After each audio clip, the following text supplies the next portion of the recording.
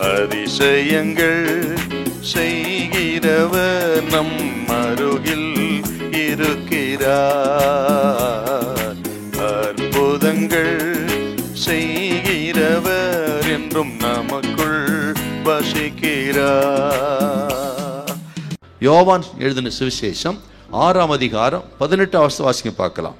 பெருங்காற்று அடித்தபடியினாலே, பெரும் காற்று அடித்தபடியினாலே கடல் கொந்தளித்தது. இந்த சீஷர்கள் புறப்பட்டு போன இந்த யாத்திரை என்பது பெரும் காற்றினாலே, எதிர்காற்றினாலே கடல் கொந்தளித்த ஒரு போராட்டமான பயணம். பாருங்க, 5 அப்பம் 2 மீன் 5000 பேருக்கு போஷித்த அந்த நிகழ்ச்சியின் பொழுது சீஷர்கள் மிகவும் சந்தோஷப்பட்டார். ஏன்னு கேட்டா, அந்த நிகழ்ச்சியை கண்ட அங்கே இருந்த மக்கள் இயேசுவை ராஜாவாக்க வேண்டும் என்று பிடித்து கொள்ள மனதாயிருந்தார்களாம். யோவான் சுவிசேஷம் 6ஆம் அதிகாரம் 15 ராஜாவாக பிடித்து கொண்டு போக மனதாயிருந்தார்கள். அதை பார்க்கும்போது சீஷர்களுக்கு மிகவும் சந்தோஷம் உண்டாயிருக்கும். இயேசு ராஜாவானால் அவருக்கு ஒரு ராஜ்யம் உண்டாயிருக்கும்.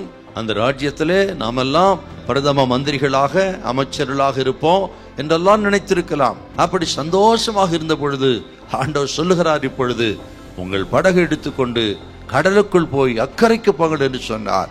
அங்கே தான் மிக பெரிய ஒரு போராட்டத்தை சந்தித்தார்கள். பாருங்கள், ஆக முன்பு சந்தோஷமாக இருந்தார்கள், இப்பொழுது கடலுக்குள்ள போகும்படியான ஒரு கட்டளை வருகிறது. வாழ்க்கை என்பது எப்பொழுதுமே ஒன்று போல இருப்பதில்லை என்பதை நாம் மனதில் வைக்க வேண்டும். ஆண்டவர் இயேசு நமது வாழ்க்கையை எப்பொழுது ஒன்று போல அமைக்கிறதில்லை. மேடும் பள்ளங்களும், மலைகளும் பள்ளத்தாக்குகளும், இன்பம் துன்பம் போன்ற காரியங்களினாலே மாற்றி மாற்றித்தான் அமைக்கிறார். ஒருவேளை நினைக்கலாம், ஒரு காலத்தில் எவ்வளவு நல்லா இருந்தேனா, ரொம்ப சந்தோஷமா இருந்தேன், நிறைவா இருந்தேன், இப்ப குறைவுள்ளவனா இருக்கிறேன் என்றெல்லாம் நினைக்கலாம். பயப்படாதிருங்கள். ஆண்டவர் நமது வாழ்க்கையை அப்படித்தான் அமைக்கிறார். எப்பொழுதுமே நமக்கு மலை உச்சியின் அனுபவம் அல்ல, எப்பொழுதுமே பள்ளத்தாக்கில் இருப்பதும் அல்ல.